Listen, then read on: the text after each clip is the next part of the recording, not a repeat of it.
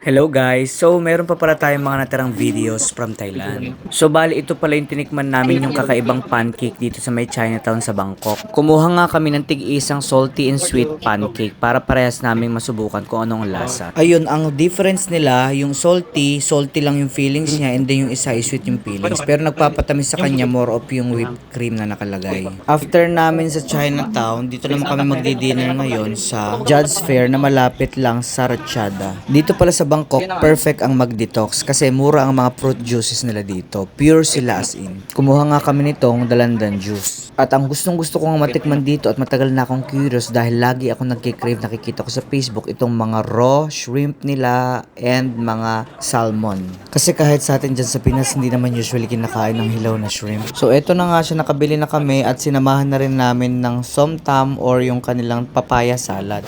Bumili na rin ako ng pinakakanin namin, itong steamed rice noodles. Tara mga katakam, kain tayo. So tikman na nga natin yung raw shrimp. First time kong makatikim nito at ayun. Bali okay naman yung lasa niya, hindi naman siya malansa kasi siguro dahil marinated na siya sa soy sauce and mga spices na nilagay nila. Pagkakain ka nga talaga ng mga ganitong raw like oyster, salmon, shrimp at crabs. At isa pa sa nagpapawala ng lansa nila, ito talagang one soy sauce. Ay very useful ang kanilang one soy sauce para sa mga malalansang pagka. At yung dalandan nila, very pure, no added sugar, ang tamis-tamis. Until next videos ulit mga katakam, bye-bye!